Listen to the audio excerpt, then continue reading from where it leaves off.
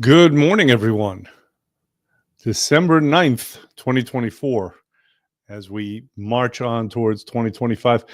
Here in the New York City area, we had a little family squabble that was resolved yesterday in favor of the New York Mets. Many of you will know that one of the great Yankee players, great Yankee player for 1 year, is Juan Soto. Juan Soto decided that he wanted to go play for the Mets. He signed.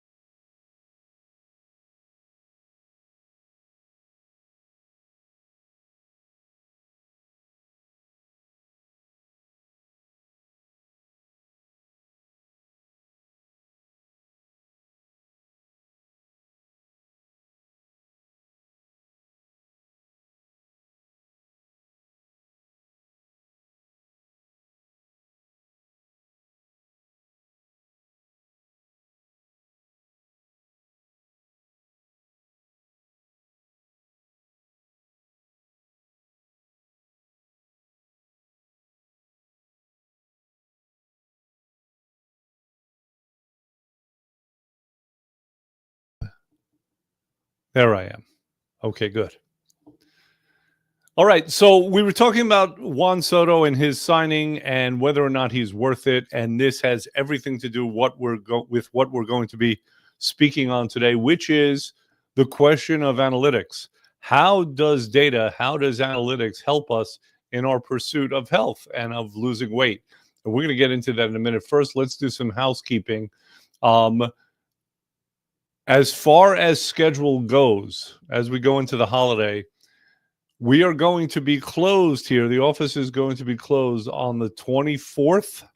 So Christmas Eve. It's also going to be closed on New Year's Eve, obviously New Year's Day as well. So just be aware of that. I think most people are probably assuming that anyway. But so everyone knows for sure. The 24th we're closed, the 25th, obviously, and then again the 31st and the 1st. So that's a little housekeeping for you. In addition, I wanted to make a point. It appears as if I am wearing a robe. I am not. I have decided to explore the world of cardigans. I'm getting up to that age where cardigans seem appropriate, and I will next be looking into bifocals. But this is, in fact, a cardigan with a shawl type collar. It's very comfortable and it helps me with the draft that's in this office. I can't believe I'm saying that, but it's fact. Okay, let's get back to the subject at hand. Some people are arguing Juan Soto is not worth it. He has a lifetime batting average of 285. If you do not know what that means, if you need a little context about that, a standard of excellence is 300. He doesn't even hit that standard of excellence. Yet there are people saying that he is an all-time great in baseball. Why is that? Because of analytics. Because of advanced analytics. Now, analytics is the field. It's generally a computerized field where they look at data and they're able to correlate data and find patterns where it doesn't seem to exist. In other words, this is something that we do every day as human beings. We understand the basics of statistics, right? If you make 100,000 this year and next year you make 150,000, you have, or maybe exactly 50%. And so most people understand that. But advanced analytics is able to dive deeper when it's harder to discern information, when there's too many factors for the human brain to correlate. And that is its benefit. And as a result of that, all kinds of fields have been changed. All right. It's a different world. I don't have to tell you that. Everything is different now. Everything has changed as a result of this age of data that we're living in and this burgeoning field of analytics or advanced analytics. There have been movies about it. There are majors now that have to do with this as well. So it's a really fascinating thing to look into. And of course, we're always concerned about what will benefit you and empower you as an individual in accomplishing the things that you want to do. Can analytics do that? The answer is absolutely, but. So we'll get into the but a little bit later. But, and to kind of solve this Juan Soto thing, just looking at his numbers, just looking at his batting average, it would seem he's only a little bit better than average. Yet everyone is saying that he is a generational player, that he is a future Hall of Famer. He's only 26 years old, and he signed the largest contract ever in the history of sports. Well, if you look further into the data, what you will discover is that there are other numbers that aren't considered by conventional numbers that we usually look at when we look at baseball statistics. So, for example, even though his batting average is only 285, his on-base percentage is approximately 420. It was last year. And he's always above 400. He's always one of the best on-base percentage guys in the league. And the significance of that is that baseball is a game of opportunity and on capitalizing on that opportunity. And if you don't get on base, that is one less opportunity. If you get on base, there's always a chance to score. He gets on base better than almost anybody, okay? Because we're factoring in walks as well. So again, when we're talking about analytics is a deeper look. It's a look that gives us more context. And it's able to, in fact, correlate whether or not we are accomplishing or we have a better chance of accomplishing what we want to accomplish. You know, an interesting example of this is several years ago, I created a software. And the idea of the software was it was to do with marketing. Now, those of you who deal with marketing, whether you're a business owner or you're in the marketing field, the digital marketing field especially, you'll understand this. Conventionally, when we talk about marketing, and there's a lot of related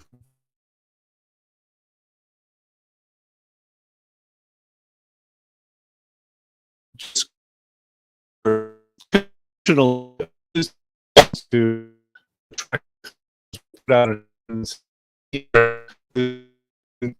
and people and track this cost this and amount response income, etc. And it's a nice one-on-one correlation. However, as many of you know, there are many more marketing channels these days. generally a person doesn't just respond to a single ad. Often they're able to see you and see your presence on more than one kind of a platform. So while the ideal situation would be able to track everything just one on one, right? This ad in this medium produces this kind of response. Very often it doesn't work like that. The way it works is a person will see you in several places, and after being reminded 20 times, then will decide to take some action. Now, it's hard to realize that. So if you decide then you're using that knowledge, you're going to advertise on 15 different channels. You'll have a print ad out there, and you're going to have, you'll advertise on Google, and you're on Facebook, and you're sending out mailers and whatnot. It can be really hard to tell what exactly worked. You know, mailer is direct marketing, so you would think that the correlation is one-on-one, but it's often not. So what is the combination, right? What is the secret sauce? And this is what I did. I created a software based upon that, based upon the fact that it can be really hard when it comes to advertising, because there's so many factors and so many different channels and way to do it and messages. What is the secret combination? How do we discover that? And the software was designed to do it, but it was designed to do it in a way that was very intuitive. So you'd be able to glance at it just like you'd be able to glance at a regular graph. And that was the idea. It was the idea, and I never finished it and I never used it. But the biggest reason for that is because now, with the advent of AI, that could be done so much easier. There's no reason in this case, for me to create a better model, a better way to do it, a way that was more intuitive for the person looking at it, when an AI program could just do that. It could take all of those factors. That's the thing. Maybe there's 1,000 factors, and it could compare that, and it could see patterns. So maybe it's like, the effective pattern is when you have an ad out on Google and you have an ad out on Facebook, you don't have any print advertising, but you do have direct mail as well. So maybe if you see that, you can see that pattern using advanced analytics to know that this is how I should advertise. This is what actually worked. This combination, this was the recipe, for lack of a better word.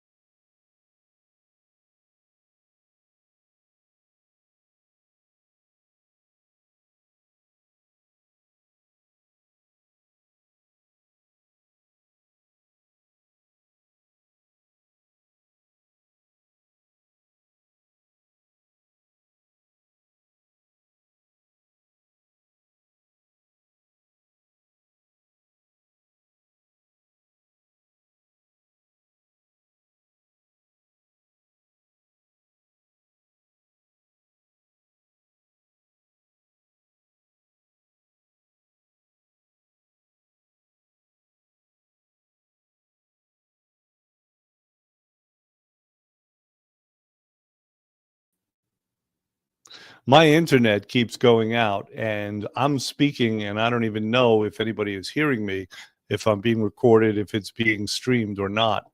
But I'm back, and I'm going to just continue from where I left off. So I was telling you about this software that I created and what the purpose was. And again, the purpose is to be able to correlate many, many factors, to do it in a very easy way. And that's what we're trying to do also when it comes to health and when it comes to weight loss. We have to track information. And if you look at some of the new tech that has evolved that purportedly helps us with our health, a lot of it is simply tracking. Whether we're talking about, Samsung's health app, whether we're talking about, the Apple Watch, which I'm thinking of jumping into. I don't like the idea. I mean, it seems like a leash. It seems like there's too much information being put in too centralized a place. But we can see the advantage, right? It's an automatic tracking.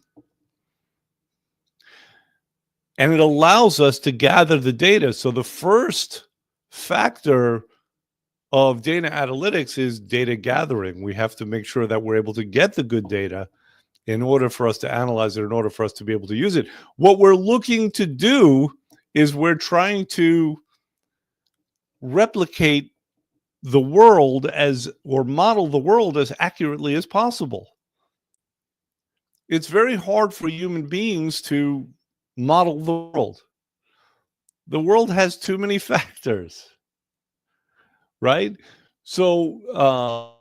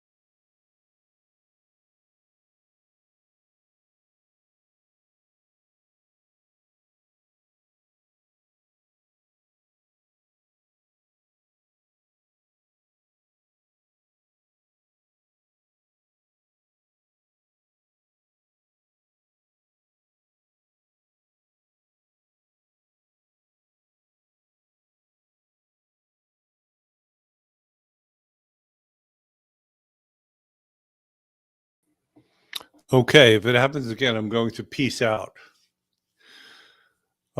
which is how the kids say leave. We've been using AI for a while, right? AI is the ultimate, or maybe, based on my, very rudimentary understanding, AI is kind of the ultimate way to analyze the data, because we're talking about now machines that learn. So we've been using it. The first thing we do when somebody comes in before they start a program is we have them use our AI software. So they put in information, everything to do with their health history, their family history, their body type, their digestion, their sleep, right? The idea is you put in all this data and it's like this, right? And then the machine itself correlates it all using knowledge from wherever it could find it on the internet. You see, it's the sum total of all of this accumulated knowledge that's able to be used, and that's how it's able also to learn. And as a result of that, it's able to create a customized program for an individual. As far as in our office, supplementation and also food. Okay, what are the ideal foods for you, which are different from 10 other people when we take into account your genetics, and we take into account your digestion and the fact that you've been diagnosed with heart disease and there's a history of diabetes in your family and all of those different factors, right? So that's the very first thing we do. Then once you start the program, then you are tracking it. You're tracking what you're eating. Now, this is where I become helpful. I can become helpful with the analytics if there's anything going on, if there's a slowdown. That's when I become an investigator and I try to discern what exactly is happening. Now, the first thing I try to discern is whether, in fact, that slowdown is appropriate or not, right? Because the body's not stupid. The body sometimes will slow down the weight loss because what you really need to do is you need to get hydrated. And the water itself has weight as your body absorbs it. So sometimes a slowdown is the very best thing. It's expected, it's needed, and it's desirable. But we have to understand that. Now, I use a different technology to help me understand that, which is we have a machine here that does body composition, right? We're looking at your fat, your hydration, your muscle, etc. So we're able to get further insight into what you might be losing. Now,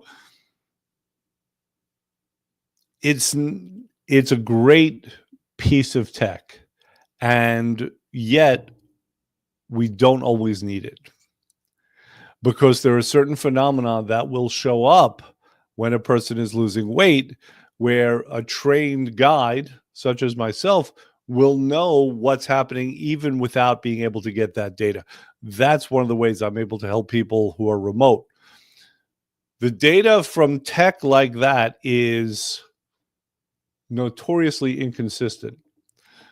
So while we used to send out machines like this to clients for them to use, what we've discovered is that every machine kind of gives different data. They're not consistent across the board. So it can be hard to tell, but there are other ways to tell. All right. The larger point is that if you are trying to lose weight, tracking what you're eating, what you're drinking, your activity level, these are very wise things to do. It allows us to know, to have a better understanding about if what you're doing is working, right? It's a pretty common thing that someone will come into my office and they'll tell me that they are doing everything right. And when we look into it, they are not, in fact, doing everything right. And they are struggling to lose weight for reasons that they don't know.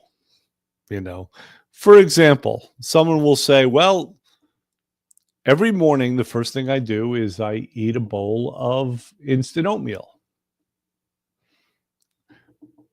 They've been told, it's been communicated to them somehow that oatmeal is good for them and it's a good food for losing weight. And generally it is not. It is a highly inflammatory food. And to start off first thing in the morning with carbs like that, now you're training your body to use carbs and sugar as opposed to use fat as fuel, right? So that's just a small example. And this is why a good Sherpa can be invaluable, okay?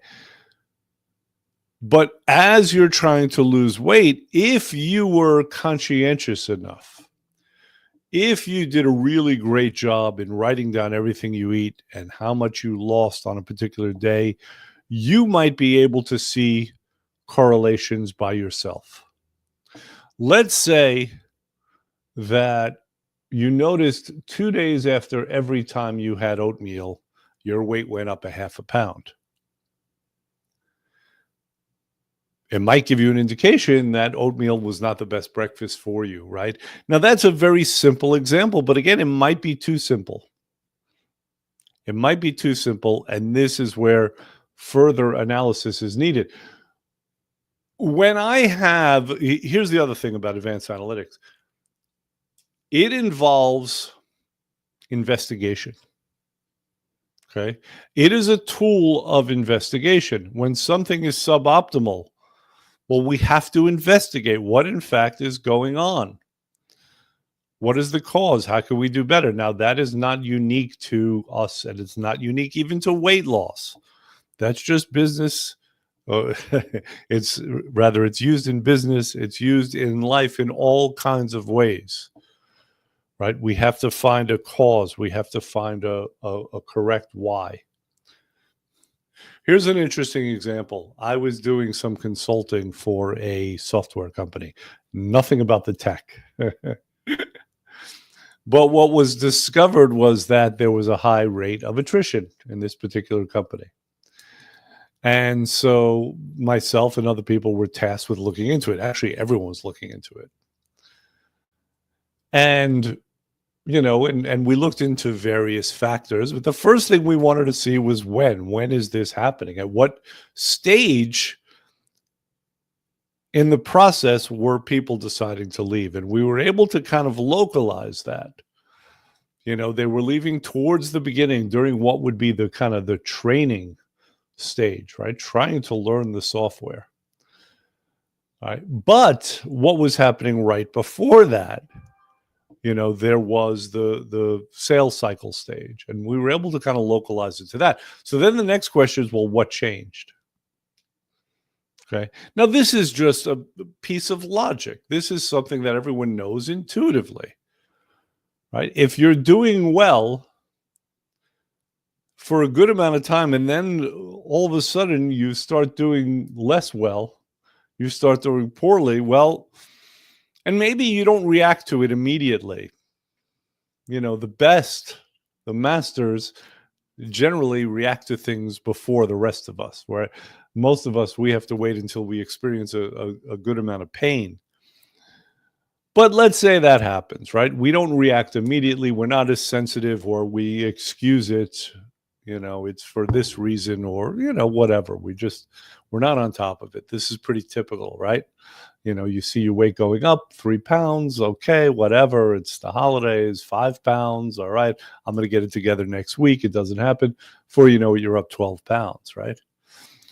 So you do an analysis. You look into it. When did this change? Okay, well, I was doing great. And then all of a sudden it started to creep. Okay, when did that take place? Well, that took place in November. Okay, what happened in November? What happened immediately prior to that? What had changed? Maybe you had a new relationship. This is a typical scenario that I see, right? Someone has a new relationship. What do we do when we're trying to connect with a potential partner? We go out. We eat. We enjoy. We drink. So that's pretty typical, but that's a drastic change in what we were doing that was working very often. Okay, so it might be that. Now, the next question is, well, what do we do about it? Okay, so we were able to correlate the time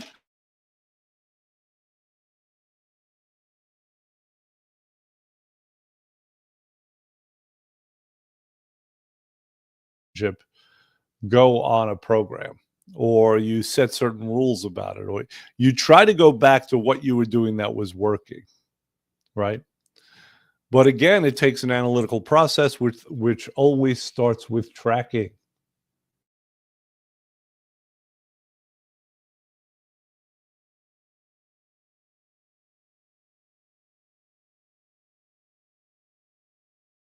Then to track everything, they want to see those numbers. Sometimes they're too driven or dictated to by the numbers, but they love it. They get into it. For the most part, they do better as long as they don't let the numbers rule them, because discouragement can easily come in, right? But all of us